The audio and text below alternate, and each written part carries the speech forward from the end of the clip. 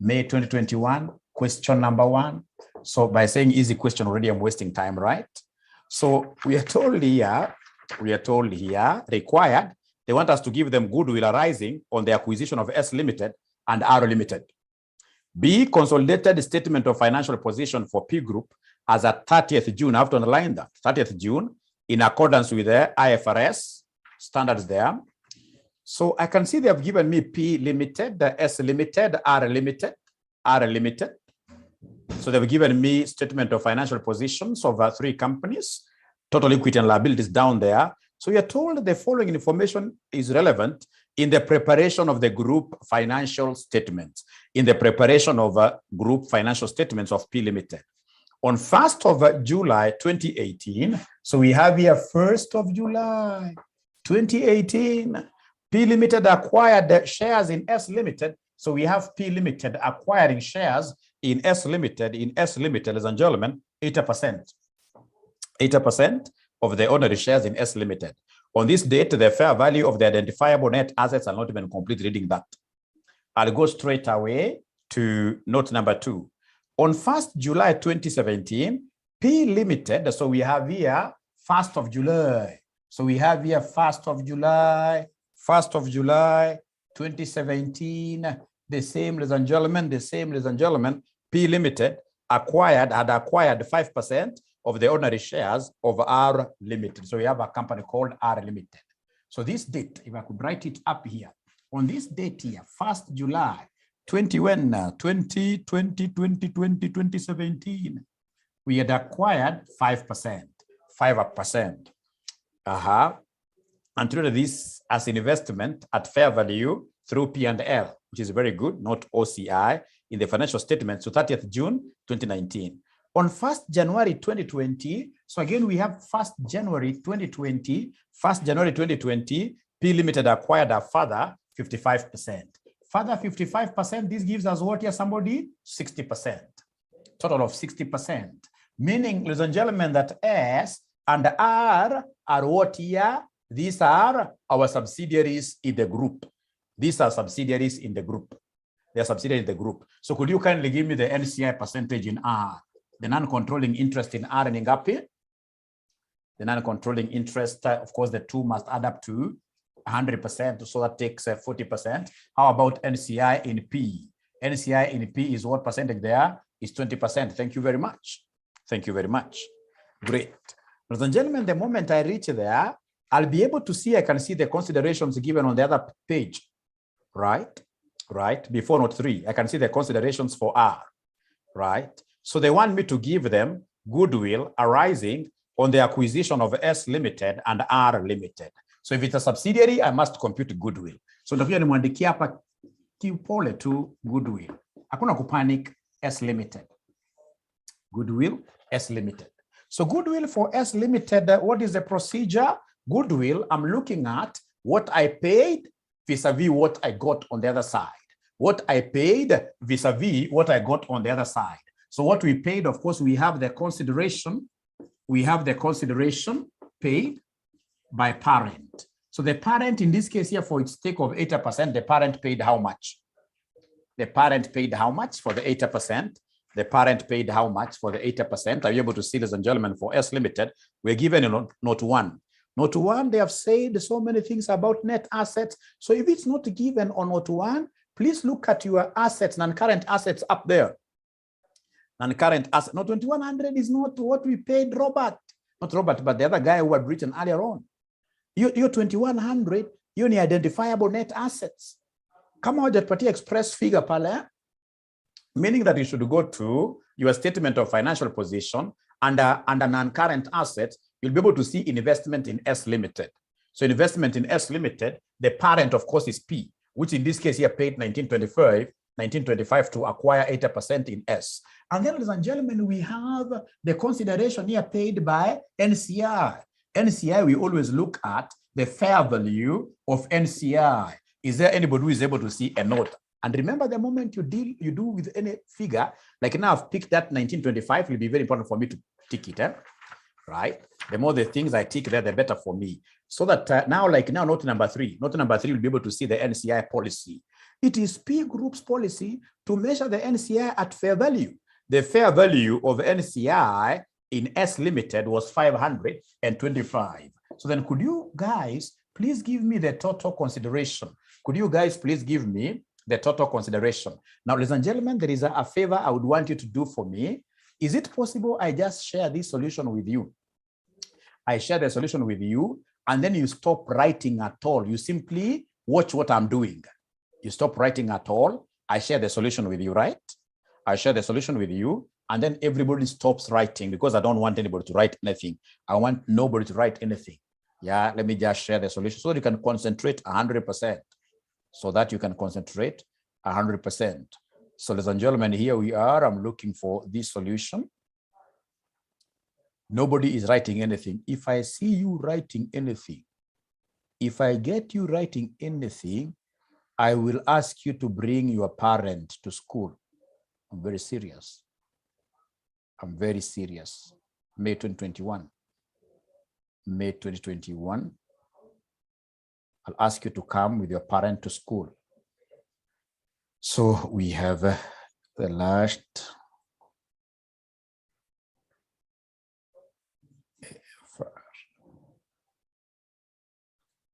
Great. And then we have the last one, the last one, the last one, the last one is a helicopter.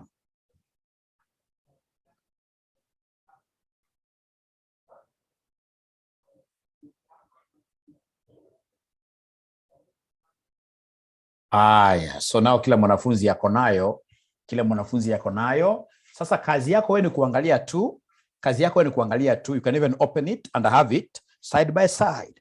Have it side by side. So as I do this, you're also checking. So could you then kindly give me the total consideration? Total consideration. Unasema ni 2450. Total consideration is 2450. Thank you very much. So this is what we paid for 100% of the subsidiary. But this subsidiary that we bought came with a net assets worth how much? Just like, for example, how you can pay dowry for a lady, 2 million Kenya shillings, and then you will have to evaluate what, in this case, ladies and gentlemen, is she coming on the table with. Very important for you to see whether there is goodwill or negative. So in this case here, what the subsidiary is coming with is the net assets. So less net assets at acquisition. Net assets at acquisition of S. Remember, even this fair value of NCI is always at acquisition. It is always at acquisition. Are you able to see the net assets at acquisition? Are you able to see the net assets at acquisition? Are you able to see the net assets here at acquisition? So net assets at acquisition, they have given us on this date in note number 1. On this date, the fair value of the identifiable net assets of these is 2100. 2100. So could you kindly, ladies and gentlemen, subtract there and give us the goodwill. Give us the goodwill at acquisition. Give us the goodwill at acquisition. Goodwill at acquisition. Inakuja ngapi somebody? 350, double underline. Why? Because I'll not even check this for any impairment because Roman 1 is so express. It asked me to get goodwill arising on acquisition of S Limited. So let me look for goodwill now arising for R. Lillian does not have the question paper. Lillian does not have the question paper. Is there somebody who can send Lillian this question paper? Is there somebody who can send Lillian the question paper? I would rather move a bit slower for you guys to be comfortable before I continue. Somebody in the groups there.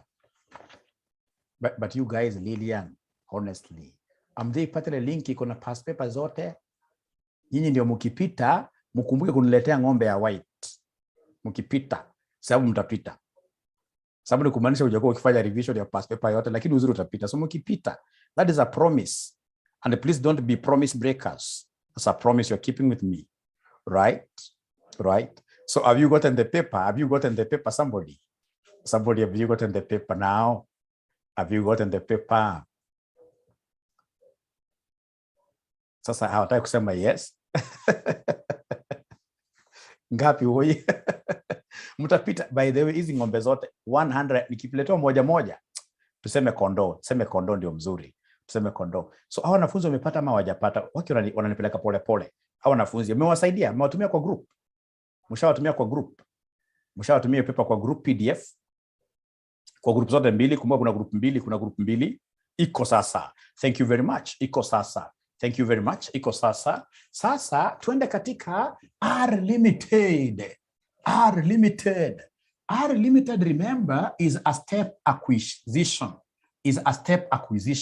So mwanzo tulikuwa tunaangalia consideration. Thank you very much. So we have here R limited is a subsidiary as well. So R limited, unaangalia R limited, ladies and gentlemen, in terms of consideration paid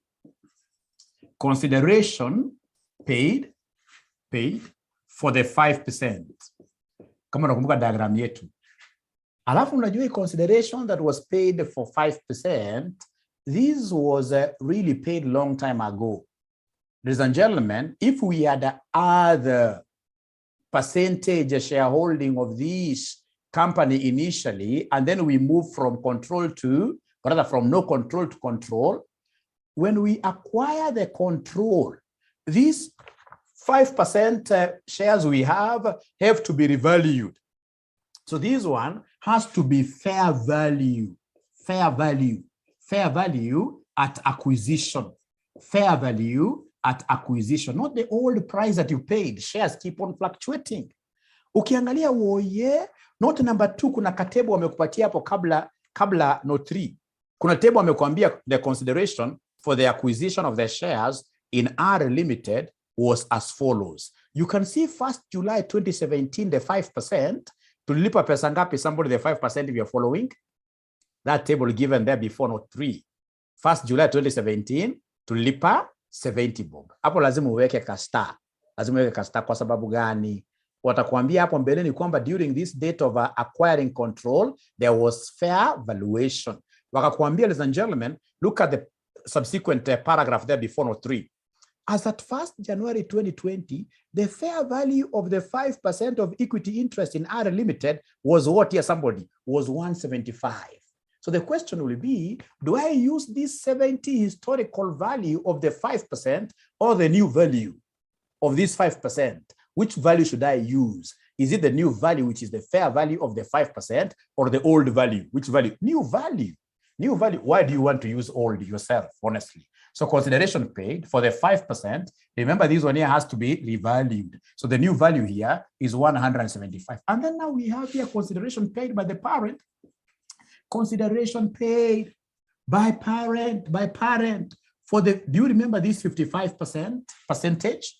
Do you still remember this 55% ownership of the parent? Yes. And this one here inanga mambo na revaluation. You take the consideration that was paid for the 55%.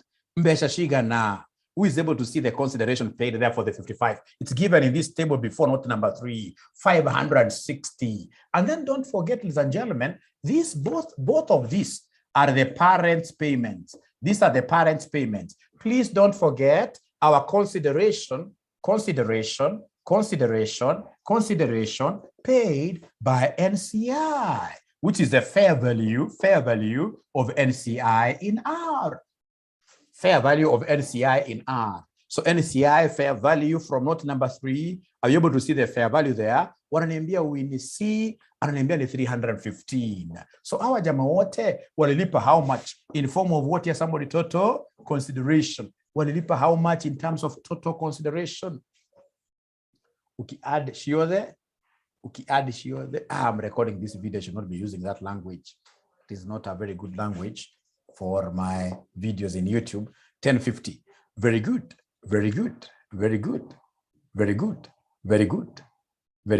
So what about 910 for 1st January? What about 910 for 1st January?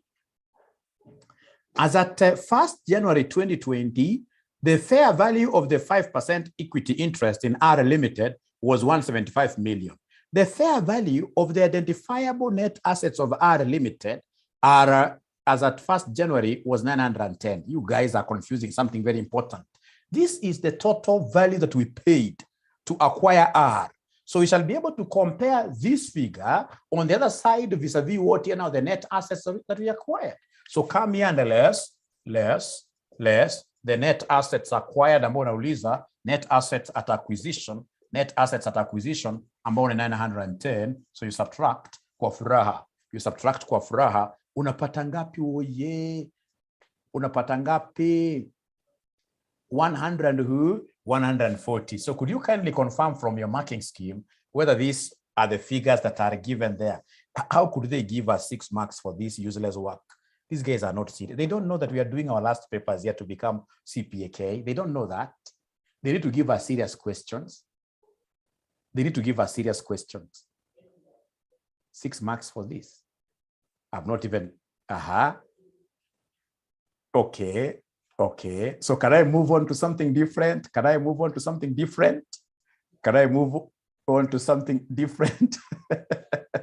Thank you very much. Look at part B of the question. Now, part B of the question, they want us to give them the consolidated statement of financial position for P Group at 30th June 2020 in accordance with international financial standards, like that. I told you, for you to be able to start doing especially the statement of financial position, you need net assets of the subsidiaries. There is no way I can do group consolidation of a statement of financial positions without, ladies and gentlemen, without knowing the net assets of the subsidiaries. So please come and give me the net assets of the sub. So we start with net assets of subsidiary S. Who can talk to me this evening? When they talk of net assets, ladies and gentlemen, what comes to your mind? When they talk of net assets, what comes to your mind? When they talk of net assets, what comes to your mind? Equity. And the equity components are very easy. We have here share capital. They're very easy. We have share capital. We have share premium. So you simply go to the equity components in your statement of financial position. So we have, ladies and gentlemen, share premium. I can see we have revaluation surplus here. I can see we have revaluation surplus. I can see I have retained earnings. And then I have what we call fair value adjustment. I can see I have fair value adjustment. So remember, I have to do this at acquisition and at reporting. I don't want to put, ladies and gentlemen, depreciation on fair value adjustment, simply because they have told me in some note there that whatever asset, ladies and gentlemen, that was fair valued is an asset that doesn't depreciate. Aya, tuanze kazi. So unaanza kazi straight away. Thanks, Millie. Unaanza kazi straight away. Nipatie figure kuandika hapa share capital. Share capital of S. Hata ukitaka vizuri, unaanzanga kuziandika hapa at reporting. At reporting is the best. So give me the share capital of S at reporting.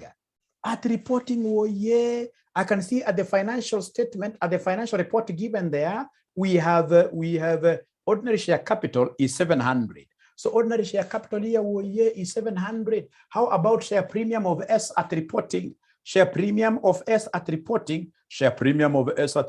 I can see is 100. Share premium at S. Then we have revaluation surplus at reporting. Revaluation surplus at reporting here S. Please, you know Satan is real. Don't pick figures of R. Worst of them all is to pick figures of P. No. So we have here retained revaluation surplus. They're giving me a figure of 40 at reporting. Ladies and gentlemen, from there we have retained earnings. Retained earnings, is there somebody who can see retained earnings figure? It is 805. Ladies and gentlemen, listen and listen to me very well. Even before I go to fair value adjustment, there are things I have to do. There are things which are normally the same. Between acquisition and reporting. There are things that do not change at all. Like share capital, abracadabra will be 700. We have share premium between the two values will never change. Revaluation surplus, they have told us something very nice there. They have told us in note number 1, if we read, together. On 1st July 2018, P Limited acquired 80% of the ordinary shares in S Limited. On this date, the fair value of the identifiable net assets of S Limited was 2,100. At acquisition, I must underline that, at acquisition, the retained earnings and the revaluation surplus of S Limited were 560 and 20. So the retained earnings and the revaluation surplus. So wanatuambia kwamba revaluation surplus at acquisition ni shiga na. Is there somebody who is able to see 20? Great. And then we have retained earnings at acquisition, shiga na. Retained earnings at acquisition ningapi? 560. Thank you very much. And then, ladies and gentlemen, I knew that they have given me, these guys were crazy. They disturbed our students a little bit. They have given us the net assets of this subsidiary at acquisition. They have given us the net assets of the subsidiary at acquisition. What is the total figure of net assets at acquisition here? They are not talking to me. Very few people are talking to me. I don't know why. It is 2,100. Then the balancing figure must be the fair value adjustment. The balancing figure must be the fair value adjustment. So how do we get this balancing figure? We shall take this minus this minus this minus this minus that. Give us a fair value adjustment here. Give us a fair value adjustment. And then, you know, for fair value adjustment, we normally do ta-ta like that. Zinafanana. Fair value adjustment zinafanana. Fair value adjustment zinafanana namna hiyo. Fair value adjustment zinafanana namna hiyo. Sasa tusomeni hiyo kitu tuone. Right? Wanasema note number 1, the last sentence, that the excess of the fair value of the net assets is due to an increase in the value of non-depreciable land. That this fair value asset that was adjusted upwards, ladies and gentlemen, is learned. This is another language of telling us that, hey, you know what? Don't create depreciation on fair value adjustment here. Meaning that is it. Then could you kindly give me the net assets of this subsidiary at reporting? Who can add this for me very first? The net assets of the subsidiary at reporting. Somebody is telling me it is 2365. 2365. Can somebody remind us? We are going to get the difference between these two numbers. We shall get the difference between these two numbers. We shall get the difference between these two numbers. We shall get the difference between these two numbers. Is there somebody who can remember the difference between those two numbers? The difference between those two numbers, ladies and gentlemen, the difference between, can somebody help me answer my own there? Can somebody help me answer my own? They've told us in the question that this is land. Do you depreciate land? They've told us in note number 1, last sentence, the excess of the fair value of the net assets is due to an increase in the value of non-depreciable land. So no depreciation, thank you very much. So they're telling me that, Mwalimu, you know what? We know that to get POP, you take the difference between the two. So I'll come and talk of 2365 minus 2100, which gives us what figure, somebody here? Which gives us 265, which gives us 265. Remember, the full meaning of POP is post-acquisition profit. Post-acquisition profit, you have to split this into two. You must split this into two. You must give this to the two owners. Do you remember the percentages? So come and tell me this 265, the parent will take what percentage? The parent will take what percentage? The parent will take what percentage? 80%. So the parent takes 80%. And then, ladies and gentlemen, we have NCI taking 20%. So could you kindly give me these figures? So what is 80% of 265? 212. And then the NCI will take 20% of 265. 20% of 265, which is 50 what year? 53. 20% of 265, which is 53. Ladies and gentlemen, now I can see very fast that I'm going to complete my question here in record time. Trust you me. So I don't know whether there is anybody who has a question up to here. Anybody who has a question up to here? Anybody who has a question up to here? Then kindly help me do the net assets of this other subsidiary. Kindly help me do the net assets of this other. So, however, I can even do some other work in here. Ladies and gentlemen, listen here. Listen here. Because I've gotten the NCI profit. I can come and do the NCI of S working. NCI of S working. So NCI of S working, I'll take the NCI at acquisition. What was the fair value of NCI of S at acquisition? Is there somebody who can remind me? The NCI at acquisition. I know this figure is very fast. NCI at acquisition. NCI at acquisition. Mnasema ni ngapi somebody? Mnasema ni 525. And then now we give them their share of what here? Share of POP. Give them their share of POP, their share of post-acquisition profit, which is how much here, somebody? Which is 53. So then what is the closing NCI that I'll take to the balance sheet? So 525 plus 53. Wanasema ni 578. Wanasema ni 578. Great. If you go to your workings in the past paper, you'll be able to see the NCI of S. Now let's work with the net assets of subsidiary R. Net assets of subsidiary R. My workings are very easy. My body is very easy. The net assets, the net assets, the net assets. I know I'm quite fast, but we are overcoming. So the net assets of subsidiary R. Now we are looking at subsidiary R. Now we are looking at subsidiary R. Are you able to see the share capital of R now? Abracadabra. Are you able to see the share capital of R? At reporting, somebody share capital of R ni ngapi? Aki wataka kuniongelesha woye ni 350. Share premium wamesema ni dash. Evaluation surplus wakasema ni dash. Retained earnings wamesema ni ngapi? Retained earnings ni 665. Retained earnings ni 600 what year? 665. So please, share capital, I know this one here will be 350. So share premium ni tata. Revaluation surplus ukiona pale hakuna at reporting, hata hapa iwezi kakuwa. Unless watupatie more information about what here any impairment. Any impairment. For now, tuweke dash namna hiyo. Ladies and gentlemen, after that, I will be able to come and pick the retained earnings. Retained earnings, ladies and gentlemen, at acquisition ya R ni ngapi? Retained earnings at acquisition ya R ni ngapi? Oye, akiwataka kuniongelesha. Yeah, tuende pole pole Mayom. Mayom, you are so worried. Just look at this. Look at what I'm doing. Don't worry. Don't worry. It's low hanging. Because how many students in Kenya will even be able to know how to handle evaluations? How many? Great. Just focus. Great. So, mnasema retained earnings at acquisition 500 what year? 20. Now, let us get to know what really is in this. What do we have? What do we have in this fair value adjustment? In the fair value adjustment, is there any place they have told us? Note number 4. Note number 4. Note number 4. P Limited purchased an item of PPE 1st July 2018 for 300. It had an expected useful life of 20 years and is depreciated on a straight line basis. Nope, that's not the one. Is there anything they are telling us about fair value of R? Fair value of R. Anybody who is able to see the fair value of R?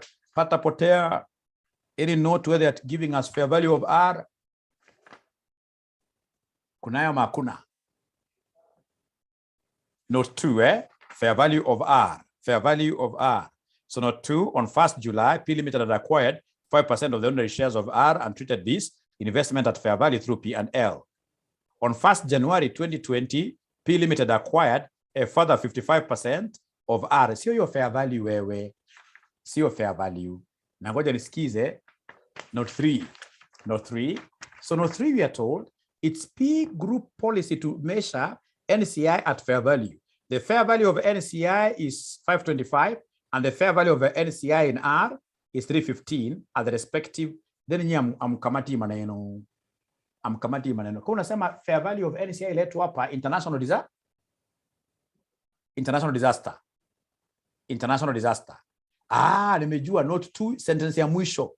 Note 2 sentence ya mwisho, the excess of the fair value of the net assets is due to an increase in the value of plant with a remaining economic useful life over how many years? Of 4 years. Of 4 years. Now, ladies and gentlemen, could you kindly then come and give me the total net assets here at acquisition? The total net assets at acquisition here. Hii tumepatiwa. The total net assets of R at acquisition. This one they have given us. This one they have given us. The total net assets of R at acquisition. Wamesema 910. Then what is the fair value adjustment? Could you kindly give me the fair value adjustment? Kindly give me the fair value adjustment. Wananiambia ukichukua 910 minus this, oh yeah, inakuja 40. Alafu kumbuka, wametuambia this is a plant item. It's a machine. So if it's a machine, then we must do fair value adjustment, depreciation, yes. Depreciation. So how do we depreciate this? To depreciate this, they have given me the remaining economic life. So it will be 40 divided by how many years have they given us, ladies and gentlemen? How many years have they given us? 4 years. But now I need to know whether since from the time I gained the control, did I stay with this organization for a whole year?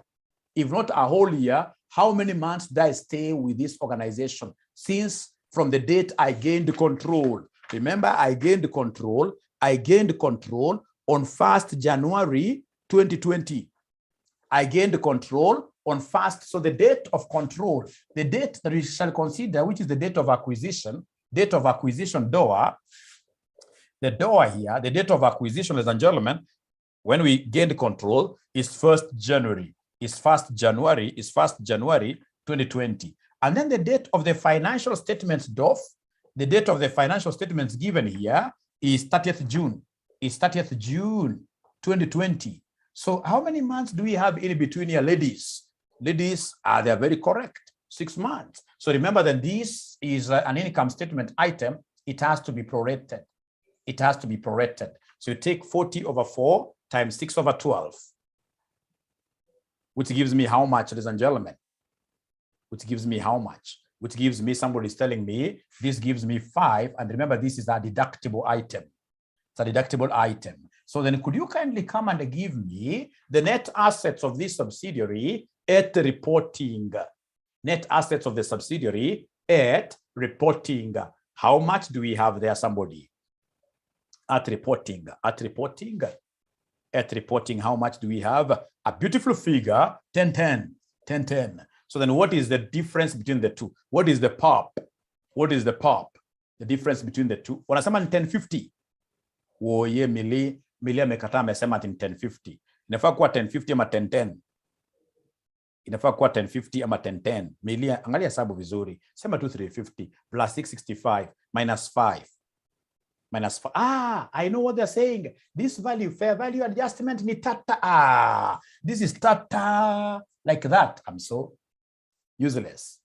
Tata, thank you very much, Millie. Fair value adjustment must apply in both. Thank you, Gladys. Great. So sasa inakuja inakuwa ngapi oye? Inakuja inakuwa 10. Oye, niambieni hapa inakuja 1050. Thank you very much. So then after I've done that, now you can very comfortably look at go there very comfortably, and then you look at what we call, what, ladies and gentlemen? You look at the POP. Look at the POP. So for the POP, what do I have there for the POP? For the POP, subtract. For the POP, una subtract, unasema oye, 1050 minus 910. Na masaa zangu zimeisha, lakini sasa mtanisamea. Mimi ni baba yako, huwezi nifanyia kitu yote. 1050 minus 950 inakuja 140. So hii 140 unagawa. Unasema parenti shigana. Unakumbuka percentages za R kweli? Parenti 64. Parenti 64 Kelvo. Kelvo ananiambia 64. Parent 64. 60%. 60%. Parenti is 60%. 60% of 140 inakuja ngapi, somebody? Parenti 60% inakuja 84, 84. So inakuja 84 like that.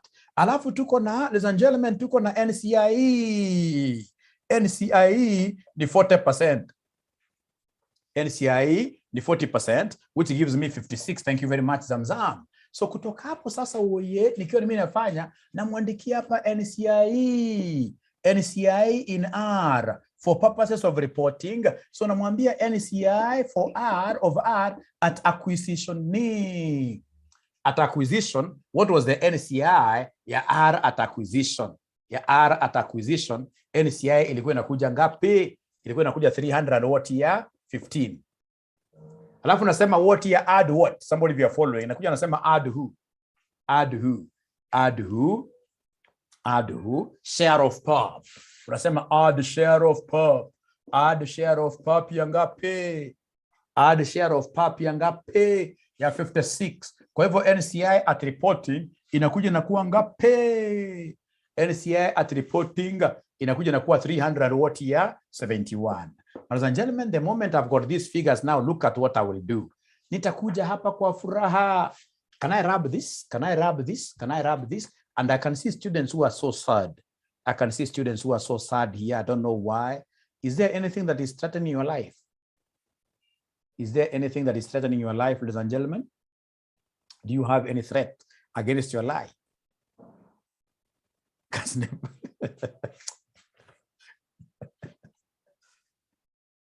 We shall overcome. We shall overcome. We shall overcome. We shall overcome. Kesho utakuwa unaangalia pepa, unashangaa masiku zote umekuwa ukiogopa nini? There is nothing really to be feared there. Nothing really. There is nothing really. Malaria, we shall overcome. Thank you very much. Yes, we have prayers from 7 p.m. Yes, we have prayers from 7 p.m. Yes, from 7 p.m. Nitawaombea sana, naomba mwenyewe nitawaombea sana. Winnie, what's your story ya results kwanza? Kumbuka after exam lazima tupigie mwili pole. Mnakumbuka? Lazima tupigie mwili pole. Results ziko mbaya. Ziko mbali. Tuachane nao kabisa. Usifikiri results hizo ni mambo mbaya. Usifikiri results hizi. Sasa unakuja unaandika jina kubwa, unasema P group. Unaona hivi? Unasema P group consolidated statement of financial position as at tumio at kwa mtihani at the date given there 30th June 2020. Alafu una underline, let a ruler to pass below like that. Una underline mzuri kabisa like that. Great. Unamwandikia ni kama unajua wanafunzi ambao wanajua mambo ya consolidation, kwanza unajua una copy kitu limeandikwa tu pale tu, unaona? Unakuja hapo una copy faithfully unasema assets. Right? Ukisema assets, unajua unaanza na una copy tu faithfully hata kama uelewi chochote. Baada ya kuangalia ceiling kwa exam, unasema non-current assets faithfully. Na underline, unaanza na ya kwanza property, plant and equipment. Faithfully. Aha. Haya. For investment in S and investment in R. Remember, these are what year? These are our subsidiaries, isn't it? These are our subsidiaries. Can we hold investment in our subsidiaries in our books really? When you're consolidating, inakuwa ni goodwill, isn't it? So hapo unakuja unaandika goodwill. So unazicombine. Wewe sema ati goodwill in R and goodwill in S. Hebu kumbusheni mwalimu, goodwill ilikuwa namna gani? Ya kampuni ya kwanza ilikuwaje? Oye. Ya kampuni ya kwanza goodwill ilikuwa ngapi? Ilikuwa 350 plus goodwill ya kampuni ya pili ni ngapi somebody? Goodwill ya kampuni 140. Kwa hivyo total goodwill inakuja ngapi somebody? 350 plus 140 inakuja ngapi? Oye. 350 plus 140 inakuja 40 what ya 49. Hapana, kama 490 wewe niki 490. Thank you so much. Now after that, ladies and gentlemen, we have what they are calling financial assets. Like now financial assets hii ni free mark. Hakuna kitu utapata ati working ya financial assets. Hii ni kuchukua na add siku consolidate ni kuweka pamoja. Wewe hata ukasirika the entire weke hizo figures zote pamoja. So long as sio foreign subsidiary. You know kama foreign subsidiary you must translate, isn't it? Iko mwingine nilimwambia yake figure pamoja. Yeye akaweka zo, yani ana add Zambian kwacha na Kenya shilling. Atamwambia yake na mwalimu zote pamoja, inakuwa international disaster. So financial assets pale woye tunasema ni 315 plus 210 plus 490. Nipatie figure niandike hapa mimi. Hii hata ina adjustment. Ni kama tax, haina adjustment. Inakuja 1015. You can even start marking for yourself. Mark namna hiyo. Haya, unakuja kwa current assets.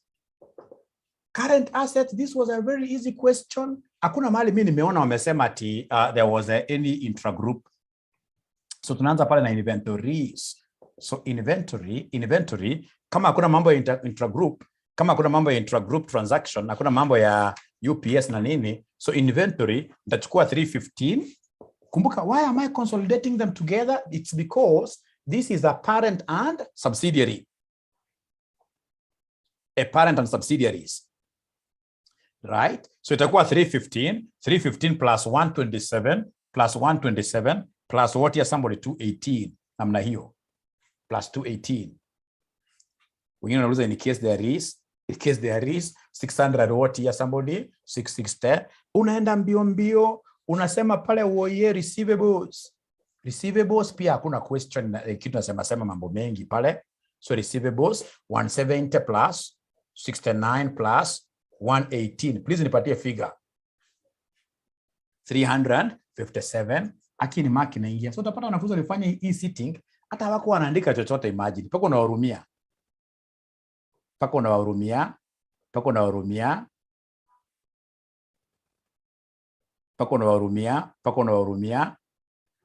Aha. Aya. So unaendelea mbele, ladies and gentlemen. Go to the next one. The next one wanasema namna gani woye? The next one wanasemaje? The next one after receivables ni cash and the cash equivalents. So we have here cash and the cash equivalents. We have cash and the cash equivalents. Oh, wanataka angalieni hapa. Kumbukeni hii ni balance sheet. Balance sheet. Watu tunaanza kusema ati 6/12 kweli kwa balance sheet. Kwa balance sheet. Oh yeah, it's good we did this question. Remember, balance sheet is at just one, it's a positional statement. One day. Hiyo ni kwa income statement. Zamzam wewe ndio umeanza story mbaya Zamzam hapa. Zamzam. Balance sheet hakuna prorate. The only thing unaweza prorate ya balance sheet maybe depreciation ama something. Only deprorate kwa P&L. Hiyo ni kwa income statement. Thank you very much. So cash and cash equivalents. I know this cash and cash equivalents, we could only have some adjustments if there was some cash which was in transit. Any cash which is in transit normally cannot be seen by any of the two independent companies, but the eyes of the group are big.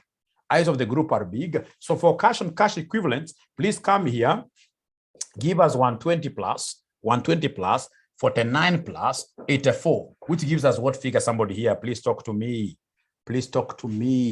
253. Asante sana. So unaenda mbele, unaacha space kidogo kwa sababu baadaye unaweza kuongeza kitu, isn't it? Unaacha space kidogo. So now I'm through with my assets. Now I'll come for PPE later. Nitakuonyesha PPE kwa lezeweka hapa PPE. Kwanza tuachane nayo. So tuende straight away pale kwa mambo ya financing. So financing unaandika equity and liabilities, and then you smile like somebody is going to become a CPA Kenya. You smile. So equity and liabilities, unaanza na share capital. So what do you know about share capital, ladies and gentlemen? We only take which one? Somebody. Parent only. Kwa furaha, parent only. So parent only, share capital parent only ni ngapi? Somebody parent only. Oh, yata wataka kuniongeleza. 1,000. Thank you so much. Pia tuko na share premium. So share premium, what do I have there? Share premium, what do I have there? I have a 400, the parent only as well. The parent only as well. So we have what, somebody there? We have 400. From there, ladies and gentlemen, we have the revaluation surplus. We have revaluation surplus. Bodi yangu imekuwa ndogo. Tarudi baadaye, lakini sasa lazima nivute pande nyingine. So what do you know about revaluation surplus for the low-hanging fruits? For the low-hanging fruits, this is an equity component. Equity component, ladies and gentlemen, ukishana na mambo ya equity component, wewe chukua ya parent only kwanza. Hiyo ni revaluation. Retained earnings nitakuwa balancing figure. Lakini unajua kuna revaluation surplus. So revaluation surplus, please, this is an equity component. Chukua ya parent only, although for revaluation surplus we normally do some adjustment. Lakini kwa sasa wewe jifanye ni kama ushikanishi, wewe kuja tusema wapi 95. Although for revaluation surplus we shall do in this case some working. Sasa Karo, hatuwezi kutukalia Karo tena ameandika ile jina yake na small letters. Karo iko shida gani? Karo mimi naangalia ukue CS very soon. Tuko naandika jina na small letter, it doesn't matter. It matters. It matters. Yeah. So revaluation surplus andika namna hiyo, ama muandikie hapa namna hii working. Sababu hiyo lazima working. Na hii working mimi sitafanya hizi workings. Hizi working wacha yeye mwenyewe afanye namna gani? Aende afanye peke yake, atayapata kitu ya kufanya. Mark examiner. Now, ladies and gentlemen, after revaluation surplus, I can see retained earnings. Now, these retained earnings normally in your balancing figure in your balancing figure. Hata hiyo sitaifanya, tumwachia hapo. Haya, niende kwa non-current liabilities. Non-current liabilities, there is a loan. There is an 8% loan. 8% loan. So the 8% loan, I'm taking 1,700. I'm consolidating. I'm putting together 1,700 plus 500 plus 475. Sikusoma note yote ambayo inasema kuna loan which is an intra-owing. Wanasema 2675. 2675. Thank you so much. From there, ladies and gentlemen, we have the deferred tax. Kwa the tax hii ya consolidation hata ina kuadjust, haina deferred tax hata kama ni current tax. Hainanga mambo mengi. So deferred tax, una consolidate. You consolidate 655 plus 200 plus what ya somebody? Plus 260. Unanipatia figure. Inakuja ngapi somebody? Yes. NCI kwa equity uko juu. Mambo inakuwa mingi. Hiyo kwanza ni kitu mzuri sana hiyo, sasa hata siestaka. Hiyo ni max ya free. NCI kwa equity kwa financing. So NCI kulikuwa na figure mbili. Hebu nipatie tu add hapa NCI woye. NCI kulikuwa na figure mbili za NCI. Hebu nipatie hizo NCI figure mbili to add. Wanasema ni 578. 578 plus who? Plus 571. 578 plus 371, sorry. Plus 371. So ukiongeza tunapata ngapi?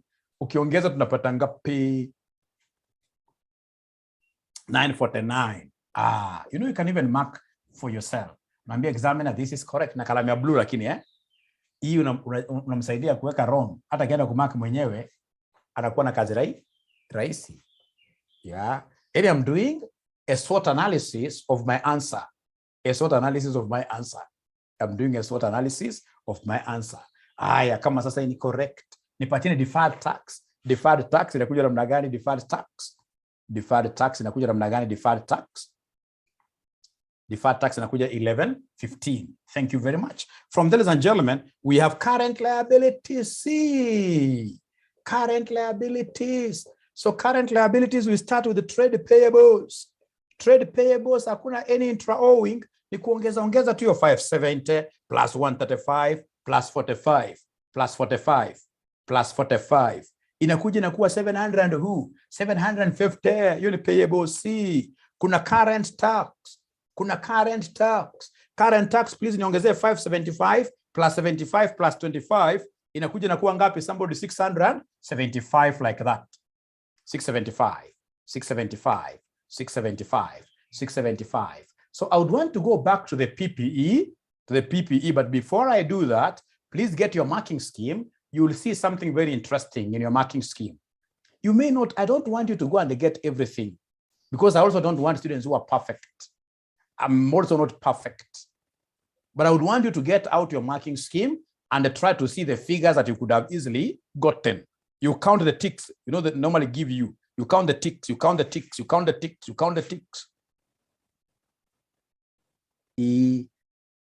So, ladies and gentlemen, katika PPE, there is a very important note here. Evaluations, isn't it?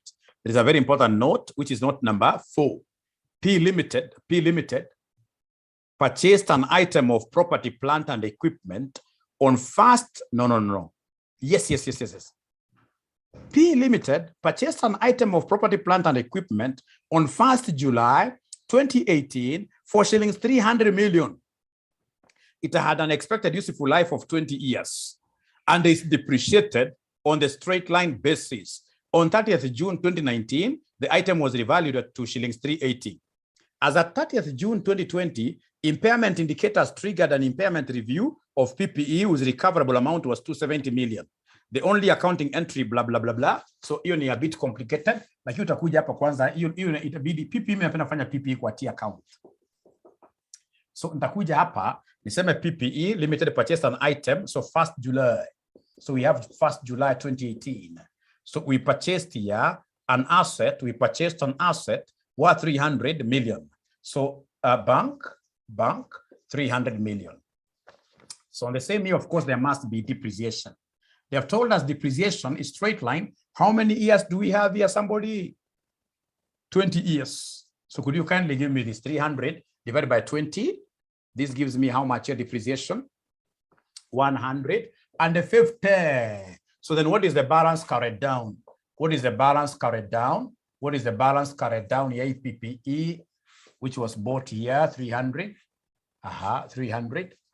Balance carried down. Mnasema ni balance carried down 50. Ngoja hii na hii. Ni 15. So 300 minus 15 gives me 285. So this automatically becomes balance brought down. Balance brought down of 285. Balance brought down of 285. Balance brought down of 285. Great. So naendelea kusoma hapo wanasema, then on 30th June, remember this is next year. This is like 1st July 2019, which basically is the same as what year? 30th June. Same as 30th June 2019. Same date, end, beginning. So wanasema on this date, ladies and gentlemen, what happened? Wanasema on this date, wanasema on 30th June 2019, the item was revalued to 380. The item was revalued to 380. So meaning that at the end of the day, the balance carried down here will be 380. So is there somebody who can give me this revaluation surplus? Very important. Very important. 380 here. Is there somebody who can give me this revaluation surplus? Revaluation surplus. How much? 95. Thank you very much. The revaluation surplus there is 95. The revaluation surplus there is 95. So please bring this amount here. Balance brought down. That is now 1st July 2020. When we are doing what here? When we are doing basically our financial statements. So this is 380 here. Balance brought down. Then what happened here on this particular date? Wanasema as at 30th June, impairment indicators triggered an impairment review of the PPE whose recoverable amount was 270. So we are told, ladies and gentlemen, immediately here there is a problem. Immediately here, the value of this asset reduces drastically. It reduces to what your recoverable amount, we are told, is 270. Remember, I'm doing this as at the same date, right? Meaning, ladies and gentlemen, that there is an impairment loss of how much? There is an impairment loss of how much here, somebody? What is the difference between this and this? Impairment loss, 380. Please use your calculator, Purity. Use your calculator, please. 380 and 270. Nimejua mistake. Ngoja kidogo. Hatuku depreciate. What is 285 plus 95? This 380 was not depreciated, right? Hatuku depreciate hapa. I'm sorry, hatuku depreciate hapa. So depreciation inafaa kuwa ngapi? Depreciation here. Depreciation inafaa kuwa ngapi? 15 kweli? Hapana uongo. Depreciation hapa inafaa kuwa 380 divided by 19 years. Because when you revalue an asset, you start counting what here? You start counting afresh, not 20 years. When you revalue an asset, you start, we talk of remaining useful life after evaluation. We talk of remaining useful life after evaluation. We talk of remaining useful life after evaluation.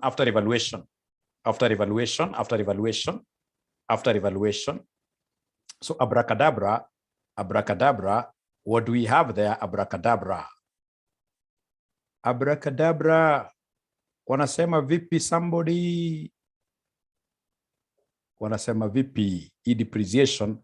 Wanasema inakuja 20 inakuja 20. Depreciation here should be what here? Should be 20. Depreciation there should be 20. Should be 20. Now listen and listen to me very well. How did I get? First of all, I would want you to understand here. Let me remove this 380 there. Let me remove this 380 there. Let me remove that 380 there. I would want you to understand this. We are told here in this particular year that our asset value moved from 285 to 300 and what year, somebody? To 380.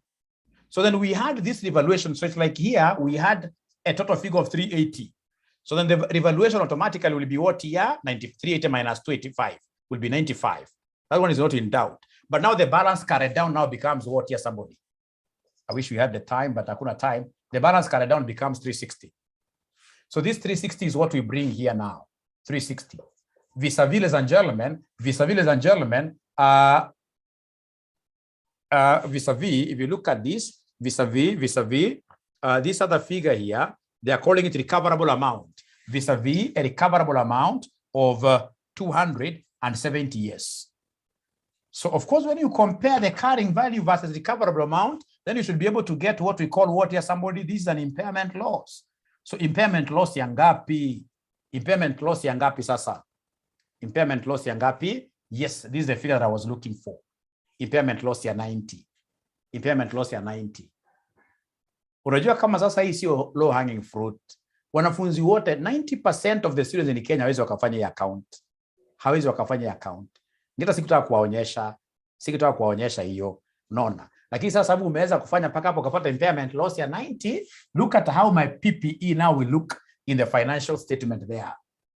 Yes. So unasema PPE, ladies and gentlemen, unaenda katika consolidation ya PPE kule, wamekupatia PPE kuna 3920 plus, ladies and gentlemen, we have PPE ya S limited of 2100 plus 910.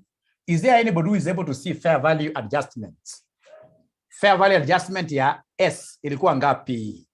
Fair value adjustment, the increase ilikuwa ngapi? Akiwoye niko peke yangu lakini I will overcome.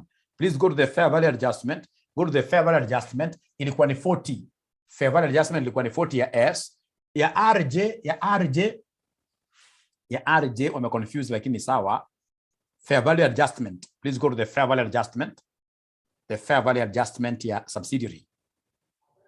The fair value adjustment ya S ilikuwa ni 720. Naambiwa kwamba ya S ilikuwa ni 720. Halafu ya RJ ya R ni 40.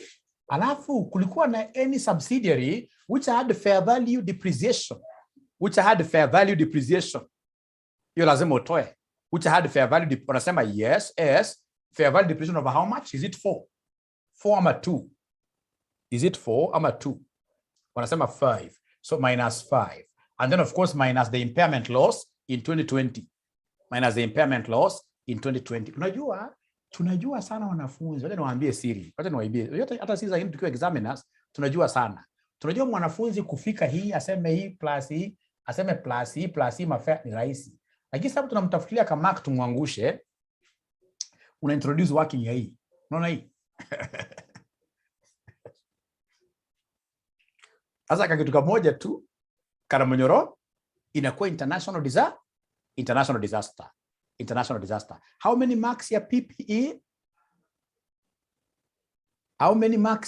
Hebu angalia kwa marking scheme. Angalia marking scheme. PPE iko na marks ngapi? Mwanafunzi mwa Kareja anajua PPE iko na marks ngapi. Hebu angalia kwa marking scheme. PPE iko na marks ngapi?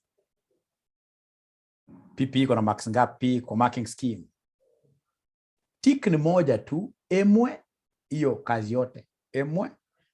Mimi siwezi undergo through. Kwanza nikishaanza kusikia kwamba there is an asset of PPE which has got these fluctuations, that is something that I run away from.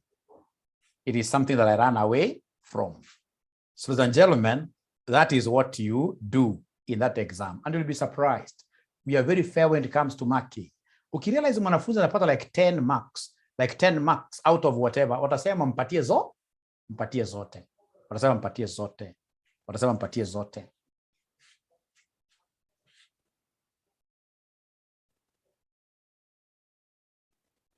PPE. Lakini unajua, kumbuka hapa amjanipata vizuri Kelvin, Unajua kwa PPE, like now this is the only question in the past paper ambayo iko na hii kitu ya E90. Zingine zote ni direct. Sijasema usiende kufanya PPE. Hii ndio the only question iko na adjustment KP. Otherwise zinakuwa direct. Zinakuwa direct namna hiyo. Zinakuwa direct namna hiyo.